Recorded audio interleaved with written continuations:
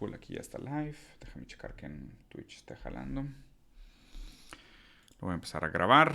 Aquí estamos grabando el live review de noticias del día lunes 6 de marzo. ¿Qué onda, racita? Ya se están conectando. Perdón que no les avisé. Esto salió relativamente improvisado, pero por un buen motivo. Ya verán cuál es el buen motivo. Pues nada. Muy buenos días, mi querido, sensual y altamente desechable capital humano. Es un placer tenerlos por acá en este lunes. Hoy vamos a ver algunas noticias interesantes. Algunas de ellas están correlacionadas, pero todas ellas de alguna manera describen nuestra situación como sujetos contemporáneos del neoliberalismo y del capitalismo tardío. Y cómo estas condiciones materiales, económicas, políticas, culturales, sociales, pues nos afectan y nos conforman y nos constituyen, ¿no? Vamos a empezar con esta, que la verdad es que creo que es un tema del cual no me parece que se hable lo suficiente. Además, al ver el encabezado de la noticia y leer algunos de los indicadores, creo que es algo que realmente vale la pena. Además, tengo amigos, amigas que están en situaciones similares y siempre es bueno recordar, ¿no? Bueno, esta noticia va de que un estudio reciente llegó a la alarmante conclusión que comparando el periodo entre 2017 y 2019 con el periodo 2021 a 2023, las mujeres después del periodo de gestación, las primeras semanas después del periodo de gestación, tienen ahora 3 veces más posibilidades de intentos de suicidio que el periodo anterior, o sea que hace 3 años, ¿no? Definitivamente esto está vinculado al hecho de que la pandemia cambió muchísimo nuestra situación y nuestra condición, pero también vale la pena especular y analizar un poquito por qué el embarazo tiene que pensarse mucho más que como una condición física, se tiene que pensar también como una condición psicológica.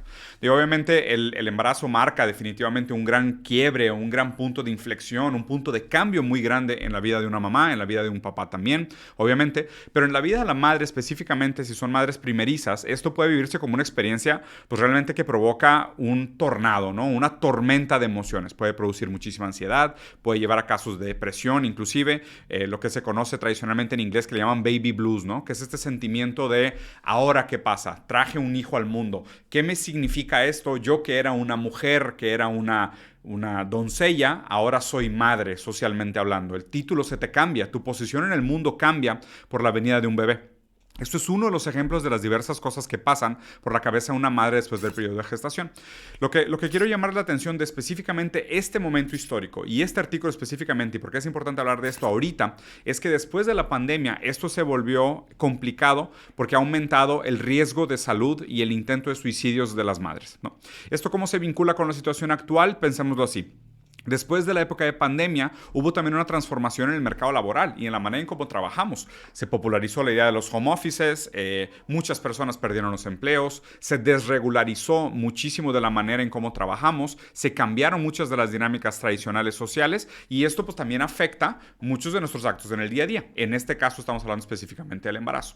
No sé si lo vieron, pero hace poco también se puso de moda esta idea de ir a trabajar con tu bebé recién nacido o tenerlo cerca de ti o que exista el contexto de la madre no pierde productividad después de terminar el periodo de gestación y puede continuar produciendo, puede continuar trabajando y obviamente nada de esto toma realmente en consideración el altibajo o la vulnerabilidad o lo delicado que es el momento psicológico de la madre después de dar a luz. Okay.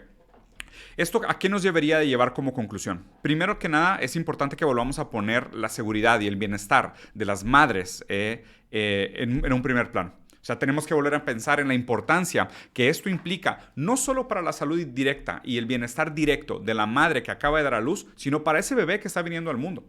Esos primeros días, esos primeros momentos, esos primeros meses en el que el bebé viene al mundo es cuando más requiere atención.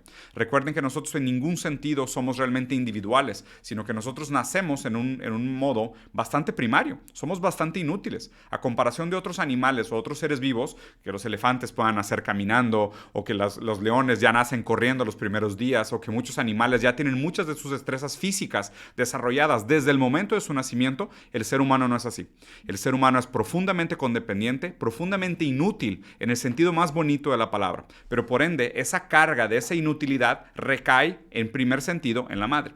Si nosotros mantenemos una expectativa en ciertos sentidos absurda, de que la madre tiene que proveer todo aquello que el bebé recién nacido necesita, pero además necesita seguir produciendo socialmente y ganando dinero y ganándose un sueldo para poder tener vida, comida, techo y seguridad para su infante, pues realmente estamos poniendo a la madre en un estrés psicológico, de ansiedad y de potencial depresión y de intentos de acabar con su vida, aún mayores de los que normalmente ya le competen en una situación tan traumática o tan complicada o tan llena de matices y complejidades como lo es traer un bebé a la luz. ¿Okay? Entonces digo, sé que es una noticia que está bastante humana, muy micro en el sentido de lo que tradicionalmente hablamos de geopolítica, pero invariablemente me parece un tema muy importante que platicar. Estas cosas tienden a pasar desapercibidas y sobre todo cuando hay grandes cambios macroeconómicos y culturales, justo estos eventos humanos son los que acaban pagando la mayor cuenta de estos procesos de transformación. Entonces es importante no quitar el dedo del renglón y tener en cuenta que en estos procesos donde hay cambios estructurales en nuestra manera de actuar, estos actos que son literal fundamentales para la vida humana, nada más fundamental que la vida humana, para la vida humana que el propio embarazo, pues realmente corren un riesgo por todos estos cambios sistemáticos y el efecto que ejercen sobre tal. Pero bueno, pasando a New York Times, aquí hay un par de noticias interesantes, pero hay una que realmente me sorprende, pero no tanto. Un segundo tren se acaba de descarrilar en Ohio. Digo, no sé si esto es sorpresa para alguien, pero sí, hace poco tiempo, hace un par de semanas, tuvimos una gran catástrofe en el estado de Ohio, donde un tren acabó descarrilado y tiró desechos químicos, incluso un producto químico que era usado como un arma química durante la Primera Guerra Mundial. Y este producto fue tirado en medio de Ohio. Contaminó ríos, bosques, mató la vida local y además ahora apenas estamos viendo la cantidad de repercusiones que va a tener en la región. Bueno, por si esto no fuera poco, ahora un segundo tren se acaba de descarrilar. Esto es importante, ¿por qué? Porque pensar en estas instancias y en estos accidentes como casos aislados, como fallas en el sistema, es un gran error.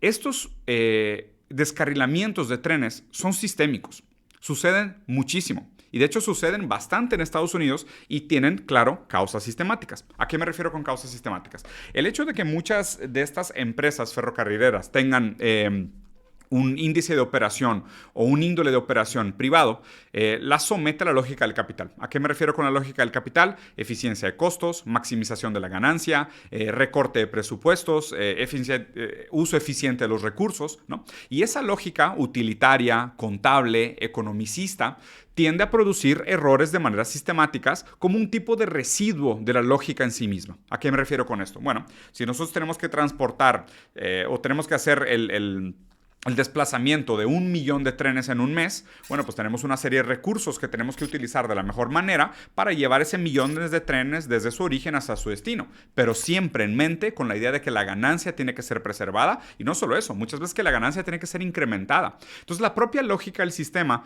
tiene connotaciones amorales. ¿A qué me refiero con amorales? Que no operan en un sistema de bien y mal, no les interesa la moral, porque no operan como una intencionalidad humana o no operan con el bienestar humano en su primera intención, en su primera prioridad. La prioridad siempre es la maximización de la ganancia y el mejor uso de los recursos disponibles. ¿Okay? Obviamente, presupone que el mejor uso de los recursos disponibles tiene en sí una lógica moral implícita, lo cual no necesariamente es cierto y lo cual no necesariamente está en el mejor interés de la vida humana y no está en el mejor interés de nosotros como capital humano. El hecho de que exista un segundo tren que choca o que tiene un accidente en el mismo estado, en la misma región, nos revela por lo menos de que esto sí es un problema sistemático. Otra cosa que es importante mencionar para esta noticia es que no sé si recuerdan, pero al final del año pasado, en diciembre, Biden tuvo una gran discusión en la Cámara en Estados Unidos hablando sobre la libertad de los trabajadores de la industria ferroviaria de poder hacer huelgas. Y en ese momento se decidió que no, que los trabajadores de la industria ferroviaria no tenían derecho a hacer huelgas. Inmediatamente después de que les quitaron los derechos a hacer huelgas, ¿qué pasó? Despidos, reducciones de sueldos, reducciones de personal y reducciones de derechos laborales de los trabajadores de la industria. Inmediatamente después, ¿qué pasó?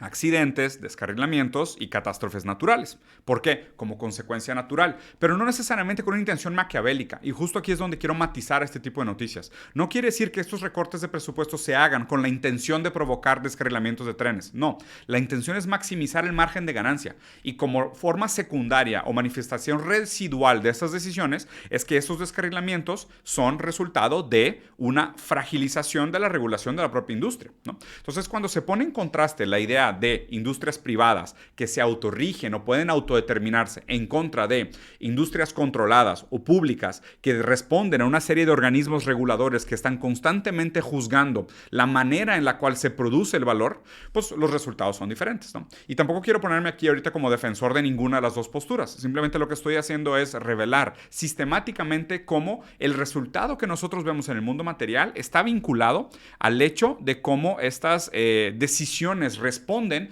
a toda una lógica estructural que está por encima de la categoría en sí misma. Entonces no es tan fácil como simplemente decir, un tren se descarriló. No, sino que el tren se descarrila por una serie de factores anteriores que, relacionados unos con otros, acaban produciendo este resultado. Pero la historia no acaba ahí.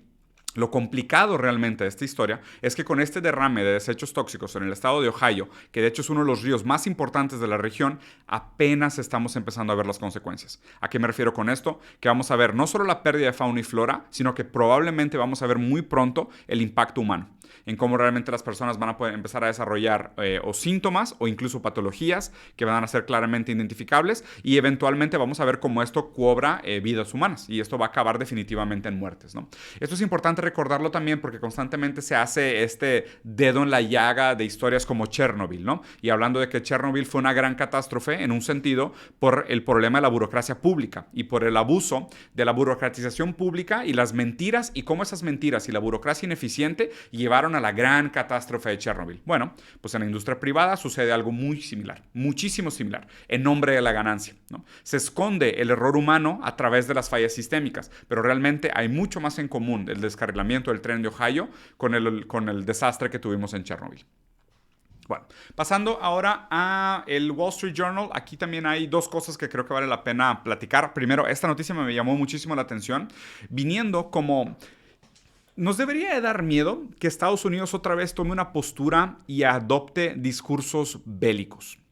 Digo, Estados Unidos es un país que ha estado en guerra prácticamente toda su historia, o les encanta, o de hecho es la manera como ganan dinero, revelándoles así como spoiler, pero Estados Unidos siempre está metida de alguna manera en conflictos bélicos, siempre está en guerra con alguien, ¿no? De hecho, digo, pregúntenselo ustedes mismos, ¿cuándo fue la última vez que se acuerdan que Estados Unidos no estuvo en guerra con alguien, o no estuvo metido en una guerra con alguien? Yo en lo personal, desde que nací, siempre he estado en guerra Estados Unidos, siempre he estado en guerra con alguien, ¿no? Como que para mí me es casi imposible separar la historia de la guerra con la historia de Estados Unidos. Digo, obviamente, ¿no? En un sentido contemporáneo, si nos vamos más allá de la historia, pues realmente Estados Unidos tampoco es un país tan antiguo como otros imperios fundadores. Pero en nuestra vida, en nuestra generación, Estados Unidos es prácticamente sinónimo de guerra.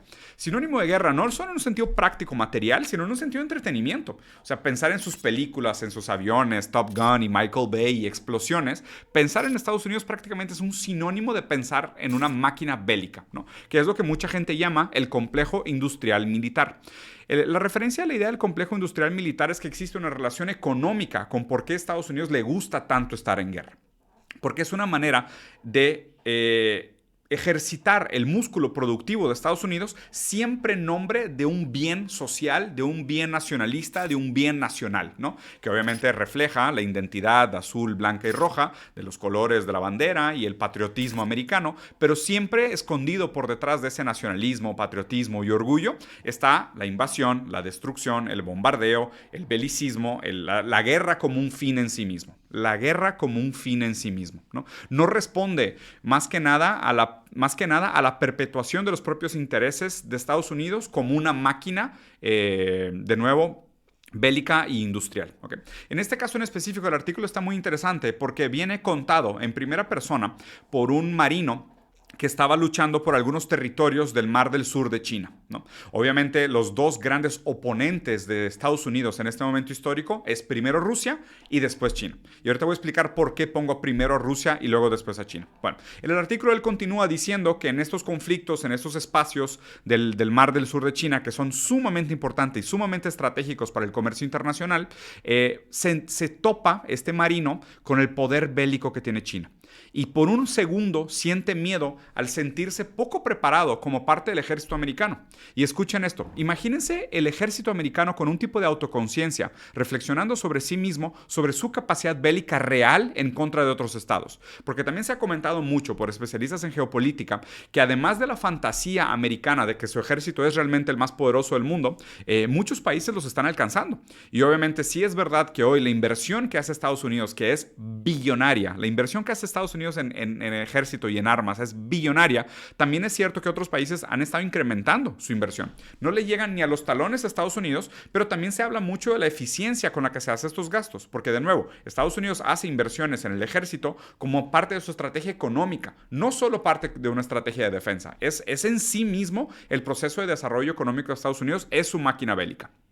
Continuando con el artículo, esta reflexión sobre toparte con otro poder militar como el de China te hace reflexionar sobre el propio poder americano, ¿no? Y el nombre del artículo es tal vez Estados Unidos todavía no está listo para un gran conflicto de poder. Okay. Hoy realmente estamos viviendo en un momento muy interesante histórico donde parece que existe la posibilidad de un surgimiento de un mundo multipolar. ¿A qué se refiere con el surgimiento de un mundo multipolar? No solo nuestra generación está condicionada por un tipo de dominio hegemónico de la narrativa americana, crecimos con películas americanas, escuchando música en inglés, con su cultura siendo exportada, su estilo de vida, sus restaurantes, todo el mundo comió o soñó con comer en un restaurante de McDonald's cuando estaba chiquito. Se exportaba este estilo de vida como el modelo hegemónico, político y económico a ser exportado a todo el mundo. Okay. En los últimos años, y esto es realmente reciente, creo que ni siquiera tiene una década, empiezan a surgir otras alternativas. De repente, el éxito del modelo chino, como con el CCP, con el Partido Comunista Chino, y el socialismo con características chinos, como ellos mismos se autodenominan, parece postular una alternativa para el desarrollo de la humanidad. Y de repente, aquello que se vendía como la única alternativa, ahora parece que nos da diferentes opciones. Y de nuevo, eso nos hace reflexionar sobre el propio modelo hegemónico americano. Porque antes, ese modelo hegemónico americano, por más que tuviera todos los problemas del mundo, decíamos, bueno, no es el mejor, pero es el menos peor. Y ahora volteamos a ver hacia China, de alguna manera también a lo que ha logrado Rusia, y decimos, bueno, pues tal vez ya no sea el menos peor de las alternativas. Tal vez realmente existan otras alternativas que deberíamos de contemplar como humanidad. Este cuestionamiento es el surgimiento de la idea de la posibilidad de un nuevo mundo multipolar. Esto asusta muchísimo a Estados Unidos, porque gran parte de su proliferación económica depende de un dominio hegemónico y económico del resto del mundo, que se ejerce a través de las armas, de la guerra, del control del petróleo, de los recursos naturales como el litio, en fin, como el alimento, como una serie de cosas. En el momento que nosotros volteamos a ver el mundo con alternativas, Estados Unidos dice, bueno, lo primero que tengo que hacer es acabar con la posibilidad de esas alternativas. Y hay dos maneras de acabar con la esperanza de esas alternativas. La primera es a través de la vía de la propaganda. Entonces es normal que los malos de las películas siempre sean chinos, afganos o rusos. Y esto es normal. Entonces toda la maquinaria de propaganda se alinea para hacernos creer que todas aquellas alternativas viables son nefastas, horribles, inmorales y no deberíamos ni siquiera contemplarla. Entonces viene aquí todas estas bolas de artículos que pueden encontrar millones de encabezados iguales. Prosperidad económica en China, pero ¿a qué costo? ¿No? Servicio de gastos médicos gratis en Cuba, pero ¿a qué costo? ¿No? Incremento de la expectativa de vida en China, pero ¿a qué costo? ¿No? Proliferación de la cultura rusa, pero ¿a qué costo? ¿No? Esta idea de a qué costo siempre es para hacernos temer de la posibilidad de una alternativa y quedarnos conformes y pasivos y de alguna manera mediocremente pensando que lo que tenemos hoy es la mejor y alternativa viable hacia el futuro que tenemos disponible, ¿no? Entonces, esa es la primera vía de combate, que es la vía de la propaganda. La segunda vía de combate es realmente el combate bélico real, es el combate caliente, no la guerra fría, la guerra caliente, ¿no? Que aquí hay dos cosas. Primero, la estrategia de la expansión de la OTAN hacia la frontera con Rusia es una estrategia y un intento geopolítico de la balcanización de Rusia. Rusia como territorio geopolítico es probablemente el de los más importantes del mundo, nombrado como Motherland, la tierra madre, no solo por su riqueza natural, sino por su acceso a los diferentes mares a los que está conectado y tiene frontera directa, por su gigantesca extensión territorial. Es muy malo para Estados Unidos que exista un país tan grande, tan rico, tan diverso y tan bien conectado como Rusia. Lo mejor para Estados Unidos es que se balcanizara Rusia como la conocemos hoy. ¿A qué se refiere el concepto de balcanizar? Que se fragmentara en pequeños estados, en guerra entre ellos, para que así Estados Unidos pudiera ir conquistando militar y también políticamente a través de la expansión de la OTAN estos pequeños territorios y así fragilizándolos. Porque es muy diferente como Estados Unidos puede llegar y negociar directamente con Rusia su compra, su manipulación y su sumisión a sus intereses económicos versus tener que negociar con pequeños estados fragmentados como lo es Ucrania, Polonia y en fin, todos estos estados que ya están balcanizados después de la caída de la Unión Soviética. Obviamente, aquí no acaba el plan, porque de la misma manera que hoy Rusia representa una primera oportunidad para que Estados Unidos perpetúe su dominio hegemónico, económico y cultural del mundo, después, si se logra este primer compromiso, esta primera intención con el territorio de Motherlands en Rusia, definitivamente el próximo estado que sufrirá un riesgo de intento de balcanización será China. Y esto está abiertamente sabido. Ya empezó mucho de la propaganda sinofóbica en Estados Unidos, donde constantemente se mete el miedo de Rusia y de China. Y de hecho, no sé si han visto, pero hay una obra de teatro específicamente que se llama Shenmue, que estuve investigando un poco. Y en esta obra de teatro Shenmue está, primero que nada, fondeada por think tanks libertarios americanos en China y además por partidos reaccionarios de derecha en China que son separatistas y son anti-partido PCC, o sea, anti el Partido Comunista Chino. Y en esta obra Shenmue dice China antes del comunismo, ¿no? Y literalmente, descaradamente, una obra de propaganda, entretenimiento, te dicen lo bello que era China antes de la llegada o el ascenso del comunismo desde Mao Zedong y todos los demás hasta ahorita llegar a Xi Jinping en China, ¿no? Entonces, pensar que es una manera de propaganda de construir una narrativa de, claro, China es próspero hoy, pero China era más hermoso antes del comunismo, ¿no? Es como una manera de cambiar, de adueñarse a la narrativa de la historia, cambiar el pasado,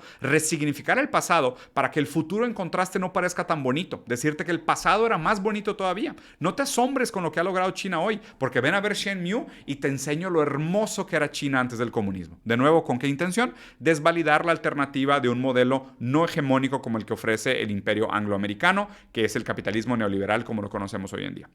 Entonces, bueno, es importante tener esta noticia en mente porque el peligro de un tercer encuentro bélico a nivel mundial sería realmente catastrófico y terrible para todos. Créanme que es algo que nadie quiere. Basta ver un par de documentales sobre el impacto que tuvieron las bombas de Hiroshima y Nagasaki y el efecto larguísimo, tardío, doloroso en un sentido físico, moral y estético y psicológico para ver que realmente es algo que lo cual todos deberíamos evitar en el máximo de los sentidos. Pero bueno.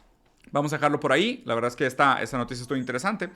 Pero hablando más específicamente de ti, amigo, y la verdad es que por más que te quiero, querido capital humano, las probabilidades de que tengas casa propia son prácticamente nulas. Y no lo digo porque es lunes y quiero motivarte y quiero que le eches ganas. No. Es que quiero que vayas y te encierres en el baño y llores un ratito, porque realmente las posibilidades de que tengas casa propia cada vez son menores. No solo es una parte tradicional y que ha sido ampliamente mencionada, la Agenda 2030, que es serás dueño de nada y te encantará, ¿no? En inglés es you're gonna own nothing and you're gonna love it. Y realmente creo que una de las discusiones más importantes que tenemos que tener en este momento histórico son las discusiones sobre la propiedad. ¿Okay?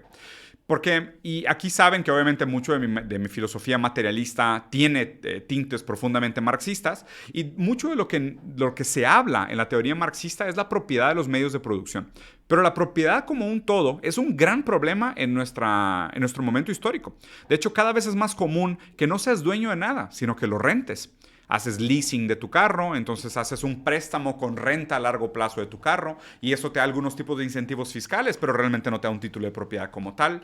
Lo mismo para la casa, lo más común es que hoy en día la gente rente, por más que las rentas estén completamente fuera de control y estés contemplando incluso una relación poliamorosa. Ni siquiera que te interese tener 6 parejas, sino simplemente que es la única manera de poder rentar un departamento cerca del lugar donde vives y cerca del lugar donde trabajas. Entonces nos hacen contemplar una vida entera sin propiedad, una vida entera a base de puras rentas, ¿no? Y surgen estos modelos de negocio casi en meme de, oye, pues a la gente le gustan los tenis caros, pues tengo una idea millonaria, ¿qué tal si pones un negocio de renta de tenis, ¿no? Y así nos vamos poco a poco, hasta que realmente no seas dueño de nada. Entonces, los que supuestamente cantaban como canario de mina diciendo que el peligro del comunismo es que nos iba a quitar la propiedad privada, pues realmente parece que no le están poniendo atención a lo que está pasando en el capitalismo neoliberal, donde realmente poco a poco se está transformando la economía entera y se está desarticulando nuestra capacidad de tener propiedad sobre las cosas. Y más que nada, ahora, solo aquellos que tienen grandes acúmulos de capital son los dueños de las cosas y nosotros tenemos que pagar renta por todo. Tenemos que rentar para vivir, rentar para comer, rentar para trabajar, rentar las cosas que usamos necesitamos para realizar nuestro trabajo, rentar nuestro carro, rentar nuestra ropa y hasta qué punto, ¿no? O sea, hasta qué punto vamos a vivir completamente de rentas, ¿no? Porque aquí es donde quiero revelar lo importante de esta idea de eres millennial o eres centennial y prácticamente tienes cero posibilidades de comprar una casa propia. Primero, por el crecimiento de las tasas de interés. Por el propio hecho de que el mercado cuando presta dinero busca un retorno de inversión que raramente está de acuerdo o acompaña el crecimiento de los salarios. Entonces, cuando hay tasas de interés crecientes en un mercado que es cada vez más difícil de conseguir dinero prestado o más fácil de conseguir dinero prestado pero en pésimas condiciones y tu salario está estancado y tu poder adquisitivo está estancado, invariablemente vas a tener una deuda creciente a la cual difícilmente vas a poder aspirar a pagar de manera completa a menos de que logres de alguna forma brincar o romper esa estasis o ese estancamiento de tus ingresos, ¿no? Esto produce además un enorme nivel de inseguridad hacia tu futuro. ¿A qué me refiero con este enorme nivel de inseguridad hacia tu futuro? Porque tener una casa propia y no tener que preocuparte por la renta te permite hacer decisiones a mediano y largo plazo, en términos de qué hacer con tu dinero, en qué invertir, en qué ahorrar y prepararte para eventuales accidentes o eventualidades inesperadas. Cuando vives de renta, te lo venden más como una idea de no, eres libre, es que hoy puedes vivir aquí, mañana puedes vivir allá. Sí, claro, pero pues necesitas mantener un ingreso fijo todo el tiempo, no puedes dejar de trabajar, no te puedes accidentar, no te puedes embarazar y pedir licencia por un par de meses para cuidar a tu bebé sin pago porque se te acumulan los gastos y ya no tienes nada que hacer. Entonces, hay como un trueque, un intercambio gigantesco entre la idea de libertad que proporciona la renta versus la estabilidad que proporciona la propiedad. Pero de nuevo, hay poca gente que puede realmente aspirar o acceder en sí a la verdadera propiedad sobre las cosas. Entonces, esto también es una cosa súper interesante porque además los consejos millonarios siempre son la mejor manera de comprar casa de contado y en efectivo. Es como que, ok, qué bueno, güey. De haber sabido que esa era la respuesta para hacerme rico, pues qué fácil, ¿no? Hubiera comprado yo mi casa de contado y en efectivo. Pero hay un pequeño problema. ¿De dónde saco ese dinero de contado y en efectivo para comprar una casa de golpe? Que esto es prácticamente absurdo para 99% de la población. Entonces, para nosotros, los normales humanos que tenemos que financiar nuestra residencia, ¿qué implicaciones tiene eso para nuestra propia capacidad de gestión o planeación sobre nuestro futuro? Pues bueno, pues ahí también te van a decir bien fácil, pues produce más fuentes de ingreso. Ok, ¿y eso cómo se hace? Para la cantidad de gente que ya tiene 2 empleos y se queda hasta tarde, tercer turno, o las mamás solteras y demás, pues, ¿qué? ¿Es su culpa que no pueden generar de la nada, de la noche a la mañana, una segunda, una tercera fuente de ingreso? No, papá, nomás compras 4 depas, rentas 3 y vives en uno y ya, listo, güey. Ese es el resumen del 99% de los consejos que dan los econo-coaches, ¿no? Todos estos coaches económicos y coaches financieros, realmente completamente desconectados de la realidad. Pero más allá de la imposibilidad que nos presenta este momento histórico en relación a la propiedad, específicamente la casa propia y los bienes inmobiliarios, esto también habla de un futuro en el cual la propiedad va a ser uno de los temas centrales de los cuales vamos a tener que hablar. Porque el no tener propiedad sobre las cosas nos pone en una situación de constante riesgo de vulnerabilidad a través de accidentes. Si dejas de tener ingresos durante un mes y dependes de rentas para producir, para vivir y para sobrevivir, pues realmente estás condenado. Ese es el futuro que deberíamos de cuestionar duramente y tratar de evitar dentro de lo posible. Bueno, en Estados Unidos obviamente es importante pensarlo como ¿de dónde surge Trump? ¿Trump es un evento aislado en la historia política? ¿Trump solo sucede en Estados Unidos? ¿Trump va a volver? ¿Se acuerdan de toda la paranoia de cuando surgió Trump? ¿Qué deberíamos de pensar para las siguientes elecciones y las implicaciones electorales de una figura como Trump, no solo en Estados Unidos, sino en el resto de Latinoamérica? Lo primero que les quiero decir es que me parece que Trump más que nada es un síntoma. No surge de la nada. Las cosas no surgen de la nada. Vivimos en un mundo donde las relaciones están algunas directamente planteadas y otras implícitas. Pero definitivamente los eventos no suceden por nada, por libre voluntad y espontáneo deseo, sino que las cosas suceden en consecuencia de acciones anteriores. ¿Okay? No es coincidencia que un presidente como Obama haya producido un presidente como Trump. ¿Por qué? Si lo recuerdan, de hecho conectando también con historias anteriores, Obama fue de los presidentes más bélicos de la historia de Estados Unidos y también de los presidentes más woke de la historia de Estados Unidos. Y esta palabra woke es una palabra que constantemente se vuelve un problema en los discursos y en los debates populares, ¿no? Por todo lo que implica, porque todo el dolor que ha producido, por lo controversial que es, por la cantidad de gente que la adopta ciegamente y también por la cantidad de detractores, pero es una palabra que divide mucho el discurso público actual. Y justo en ese sentido quiero hacer el análisis de la figura de Trump como un tipo de anti-woke, ¿ok? Bueno, que se presenta a sí mismo como anti-woke. Y aquí es donde el tema se empieza a poner un poquito más complicado. Justo la incapacidad de Obama de producir mejores condiciones de vida para la masa trabajadora americana, para la verdadera base de la pirámide americana, es lo que produce un fenómeno como Trump, un tipo de conservadurismo reaccionario que va en contra de aquello que está establecido, ¿no? Porque Obama fue el primer presidente negro de Estados Unidos, el presidente que puso el cambio y la transformación del sistema de salud americano para que tuvieran más posibilidades. Bueno, y aún así, la gran masa de las bases trabajadoras de Estados Unidos no estaba teniendo mejoras, no estaba sintiendo mejoras. ¿Por qué? Porque tradicionalmente el sistema neoliberal, económico y político produce beneficio para una escasa y muy pequeña minoría. Para los que están a mero arriba de la pirámide, para las grandes empresas, los accionistas, los capitalistas, los CEOs, los fundadores y los socios, para ellos sí hay una ganancia. Para el trabajador de piso, de planta, de calidad, de limpieza, el conserje, el gerente, realmente los cambios son detrimentales, minúsculos e incluso muchas veces invisibles. Entonces, obviamente, el reaccionarismo antisistema es decir, oye, pues que ustedes me siguen vendiendo que las cosas han cambiado, que yes we can, que el cambio ha llegado, que las cosas están mejor que nunca, que hay más inclusión, pero yo aquí, en mi vida, en mi piso, en mi cancha, con mi quincena, sigo viviendo prácticamente de la misma manera, si no es que peor que antes. Entonces, realmente necesitamos un cambio que se oponga a la condición anterior. En ese sentido, un presidente reaccionario populista de derecha siempre surge de una propuesta fracasada que no entrega lo que prometió de izquierda.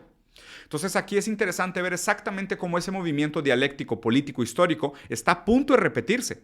Porque las mismas condiciones estructurales que produjeron a Trump, que fueron Obama, que de nuevo no se solucionaron en un sentido de síntesis con Trump, ahora se repiten en Biden.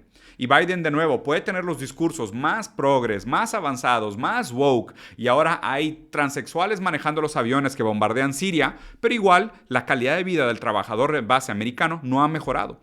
Lo que se han beneficiado son las grandes empresas y los mismos de siempre. Entonces, ¿qué produce esto? Un hartazgo con la promesa vacía, woke, liberal de la izquierda, y de nuevo vamos a ver un resurgimiento de una derecha reaccionaria populista en Estados Unidos. En este caso existe la posibilidad de que vuelva a ser Trump, pero hay otros candidatos. En este caso, DeSantis, que es el gobernador de California, se postula como uno de los candidatos más fuertes para esto. Y DeSantis sí es abiertamente anti-woke. ¿Okay? Obviamente el discurso woke da para un análisis muchísimo más profundo sobre su perspectiva desde género, sobre libertad, sobre identidad, sobre la constitución del sujeto, lo cual no es el punto del análisis de esta noticia. Simplemente lo que les quiero mencionar aquí es que de la misma manera que Trump no es un evento aislado que sucede en el vacío, es producto de condiciones materiales anteriores, que es justo la propaganda vacía liberal de izquierda de Estados Unidos que no mejoró las bases materiales de la clase trabajadora, produce a Trump. Lo mismo pasa con el gobierno de Biden. Biden tiene la misma incapacidad de mejorar las condiciones y las bases materiales de los trabajadores de Estados Unidos y su ineficiencia va a producir un nuevo Trump. O sea, va a producir otro movimiento reaccionario de derecha. Y obviamente esta lectura se puede hacer en toda Latinoamérica. Esto está mucho más cerca de nosotros de lo que creemos. Esto pasa tal vez en México, esto pasó en Brasil con Lula y Bolsonaro. Esto pasó definitivamente en Chile, esto pasó en Argentina, esto pasó en Colombia. Entonces, esto no es un fenómeno único y restricto a Estados Unidos, sino que Estados Unidos parece estar un poco más adelantado. Y si somos capaces nosotros de entender lo que está sucediendo en Estados Unidos, tal vez eso nos dé lo suficiente como herramental crítico para pensar nuestra propia situación y las implicaciones que tiene para nosotros como agentes políticos de la sociedad actual. Bueno. Por último, voy a cerrar con una noticia bastante local. La gran noticia, la llegada de la planta de Tesla a Monterrey. Digo, para la gente que me sigue de otros países, soy brasileño, pero vivo en la ciudad de Monterrey, en el norte de México. Y hace poco anunciaron que van a abrir una gran planta de Tesla aquí en la ciudad de Monterrey. Okay. Primero que nada, no quiero completamente desmeditar esta noticia. Me parece que sí es un logro y un éxito para el gobernador de estado, Samuel García. También para el presidente de México, en cierta medida, Andrés Manuel. Pero quiero más que nada hablar sobre la fantasía del derrame económico. Okay. Digo, lo mismo pasó cuando llegó la planta de Amazon a Tijuana. Y de hecho, ¿han visto últimamente las fotos de cómo se ve la planta de Amazon en Tijuana? Parece más como la película Elysium de Matt Damon, ¿no? Así que existe esta gran planta automatizada que fabrica robots del futuro y tiene drones. Y afuera está rodado por casitas de tejabán y pedazos de cartón y teja reciclada, donde la gente come tacos al vapor, lo cual delicioso para un lunes en la mañana de desayuno. Pero no es exactamente lo que pensabas de la utopía que iba a generar la semilla del desarrollo de la llegada de Amazon o Tesla a nuestro país. Okay. Lo que sí refleja esto en muchos sentidos es la manera en cómo la expansión de estas empresas globales funciona tal cual y línea por línea como un proceso extractivista. ¿A qué me refiero con un proceso extractivista? Hoy en día el litio es uno de los elementos más importantes para la producción de componentes electrónicos y obviamente también en este caso de Tesla para carros eléctricos. ¿Okay? El litio, por otro lado, también es un recurso pues, escaso, o sea, no es tan fácil, no hay tanto, es complicado su proceso de extracción, de trabajo, es un material delicado y además desde que ha incrementado la demanda por el litio, muchos países se han puesto muy proteccionistas con el litio. Incluso México no hace mucho tiempo firmó un tipo de proyecto para proteger el litio nacional, ¿no? Y esto es algo que tampoco es exclusivo de México. Otros países han hecho situaciones o han pasado por situaciones similares. Bolivia es un gran ejemplo de la preocupación por el litio nacional, ¿no? Hace poco, y esto me tocó vivirlo en primera persona, me tocó visitar Dinamarca. Dinamarca es un país pequeño, pero sumamente desarrollado. Estuve en la ciudad de Copenhague, más que nada, y me tocó ver de manera muy sorpresiva como casi 50% de la flotilla de los vehículos de Dinamarca son carros eléctricos, ¿no? Digo, lo estoy diciendo de manera anecdótica, pero estoy seguro que el porcentaje me va a dar la razón. Hay muchos incentivos, además, para comprar carros eléctricos, pero es muy común ver en la calle muchísimos carros eléctricos, muy a diferencia de lo que nosotros vemos en nuestro día a día, atorados en el tráfico 3 horas para llegar a trabajar. Pero hay algo raro. No hay litio en Dinamarca. El litio lo tenemos nosotros, pero los carros eléctricos los tienen ellos, ¿no? Esto no es sorpresa a nadie. Digo, después de la división del trabajo, es común que algunos países cambien o prostituyan su materia prima a cambio de estos productos más avanzados o incluso de tecnología o conocimiento o capital, ¿no? Pero eso es bastante común. El extractivismo pues, no es algo nuevo, siempre ha existido. Tradicionalmente es del sur global hacia el norte global, históricamente hablando, y no me sorprende que continúe siendo así. Pero lo que voy con esto es que lo que sucederá probablemente con la llegada de Tesla, así como la llegada de Amazon, es que nosotros tampoco vamos a gozar los mieles del beneficio de este progreso económico. ¿Qué va a pasar? En grandes rasgos, primero que nada, Tesla es parte de una empresa internacional, multinacional, que obviamente hace miles de esquemas fiscales para pagar la menor cantidad de impuestos en todos los países en los que opera, pero vamos a suponer que es como el bebé de Elon Musk, ¿no? Por más que no lo sea en un sentido pragmático, por lo menos en un sentido estético y propagandístico sí lo es. Entonces, primero que nada, lo que hay que pensar es que el gran beneficio que va a generar Tesla en sí mismo como empresa no se queda en el país, ¿ok? Eso es obvio porque no es una empresa nacional, no es una empresa mexicana. Entonces, bueno, pero eso ya lo sabíamos. Segundo, es bueno, pues va a haber un poco de generación de empleos. Claro, sí es verdad, van a haber empleos. Pero ¿qué tipo de empleos? ¿Okay? ¿Qué tipo de empleos y por qué la importancia de la pregunta qué tipo de empleos? Primero que nada es que Tesla ha anunciado que ellos tienen interés y ya están en un grado muy alto de automatización de sus propias plantas. La intención es que las plantas de Tesla funcionen de manera automática hasta en un nivel superior a 90% de su operación. Entonces, cuando la gente piensa, uy, una enorme montadora de carros. Sí, pero con un nivel arriba del 90% de automatización. Es lo que buscan. Entonces, bueno, el tema de los empleos, primero ya es a corto plazo y segundo, ¿qué tipos de empleos? ¿No? Porque la parte de la generación del verdadero capital intelectual, de las patentes, de la tecnología que se desarrolla para los sistemas internos y la gran, ¿sabes? El gran mesmero tecnológico que nos producen los carros eléctricos y que se manejan solos, pues no se va a hacer aquí. Eso se va a continuar haciendo en el Valle de Silicio, ¿no? En California o en Estados Unidos o otra vez en laboratorios, en incubadoras en Alemania o en otros países, ¿no? Pero definitivamente aquí no. Aquí nos van a tocar los trabajos de poco valor agregado. Tal vez algunos toquen algunos trabajos intermediarios, no lo dudo, ¿no? Entonces, el tipo de empleos es importante porque, por ejemplo, países como China hacen las cosas un poco diferentes. Y esto también me tocó en primera persona. Yo abrí una empresa en Singapur. Y Singapur en muchos sentidos es un laboratorio de incubadora económica y política de China. Entonces, en Singapur, tú para que abras una empresa, tienes que tener por lo menos 50% de los socios y de la fuerza de trabajo local.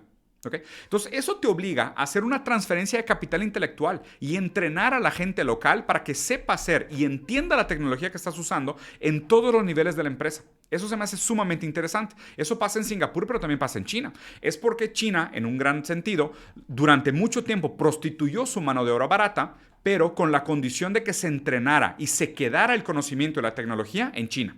¿Ok? En mucho tiempo culpamos a los chinos de que se copiaban de todo. Claro, porque estaban aprendiendo a hacer aquello que iban a hacer las empresas a su país y robarse su mano de obra barata. Nosotros no hacemos eso. Nosotros solo vendemos nuestra mano de obra barata y no pedimos a cambio que el capital intelectual se quede para que eventualmente nosotros podamos competir contra esas empresas. Ni lo soñamos. Simplemente decimos, con que me produzcas un par de empleos es suficiente. Con eso me doy por servido, llévate mi materia prima. Que la materia prima es el último punto importante de este análisis, ¿no? Con el proteccionismo nacionalista que ha surgido alrededor de la industria del litio o de la extracción de litio, el hecho de que llegue Tesla a México no es sorpresa, ¿no? Tesla también, Elon Musk directamente negoció en su momento con Bolsonaro para la desregularización del Amazonas, ¿no? Y la posibilidad de extraer diferentes cosas y materias primas del Amazonas y también la expansión de la tierra agrícola para la producción de soya, lo cual es uno de los productos de exportación más importantes para el mercado de agronegocios brasileño. El hecho de que al mismo tiempo se dé la guerra por el litio, la protección del litio y venga Tesla a instalarse a México no es coincidencia. ¿Por qué no es coincidencia? Porque si no puedo yo acceder al litio como commodity de exportación, como commodity que pueda llevarme yo a mi país a cambio de capital, ¿qué hago? Te pongo una planta allá. Y así tengo acceso directo al litio porque estoy en territorio nacional. La negociación debería de ser por lo menos un poco más fácil o un poco más asequible. Porque si ya me invitaste a tu país a poner una planta, ahora te voy a decir, oye, por cierto, voy a ocupar tu materia prima para la producción de mis productos y me vas a decir que no. Qué raro, ¿no? Pero ahora la pregunta es, ¿dónde van a ser usados estos Teslas? ¿Y qué tan asequibles son realmente para el mercado mexicano? O si tienen algún tipo de apoyo, esquema, subsidio para que el mexicano tenga acceso a ello, ¿no? Y el otro último factor agravante de todo esto es la crisis del agua, que esto obviamente requeriría un análisis muchísimo más específico, pero invariablemente es un punto que tenemos que tener en cuenta, ¿no? Monterrey acaba de pasar por una crisis de agua muy profunda, por los motivos que ustedes quieran calificar, históricos, de administración, de gestión o escasez o propios fenómeno natural, ¿no? Escasez de lluvia tal cual que sí fue un problema, o la combinación de todos estos factores, pero es verdad que tuvimos un problema de abastecimiento de agua. La producción de vehículos consume muchísima agua. Y ahora de nuevo, ¿para qué? ¿A cambio de qué? Digo, definitivamente los carros no son para nosotros, no los van a regalar. Entonces, si no tienes el poder adquisitivo, da igual, ¿no? Segundo, pues dices, no, pues los empleos generados. Pues ya determinamos que los empleos generados son normalmente de bajo capital intelectual y aparte tienen una fecha de caducidad muy corta porque Tesla lo que busca es la automatización. Y el tercero a lo mejor sería recaudación fiscal, pero normalmente estas negociaciones siempre vienen con muchísimos años de perdón fiscal. Entonces realmente habría que entender, ¿hay beneficio? Sí, definitivamente va a haber beneficio. Como lo dije en un tweet, yo creo que realmente sí va a haber beneficio para un grupo muy reducido de personas, que son los que ya son dueños de plantas aledañas que le van a proveer productos a Tesla para montar sus carros, los dueños de los terrenos donde se van a instalar, los dueños de las constructoras que van a producir y van a desarrollar toda esta infraestructura necesaria. Y a fin de cuentas, si no hay un incremento o si no se percibe un incremento en el salario directo de los trabajadores del Estado, realmente lo único que va a haber aumentado es la margen de ganancia de los que ya eran dueños de los medios de producción y están vendiendo terrenos, maquinarias y materia prima. Okay. Entonces, me parece que esta llegada de Tesla a México tiene que celebrarse, sí, porque hay posibilidades de desarrollo. Definitivamente van a haber algunos efectos positivos, pero constantemente vamos a tener que mantener un ojo muy crítico para ver todas las repercusiones y todos los efectos imprevistos que puede producir, pero además también con una conciencia muy clara de que históricamente la idea de derrame económico es una gran mentira, tanto política como económica, que viene de la mano con el neoliberalismo. Pero bueno, muy bien. Espero les haya gustado, los voy a dejar por aquí. Estuvo justo la media hora que habíamos planeado originalmente. Como siempre, dejen sus comentarios. Voy a tratar de streamear en la tarde si tengo tiempo, pero la verdad es que como mañana me voy a la Ciudad de México, está medio correteado mi día. Entonces, nada, Capital Humano, disfruten, los quiero mucho. Hasta luego, adiós.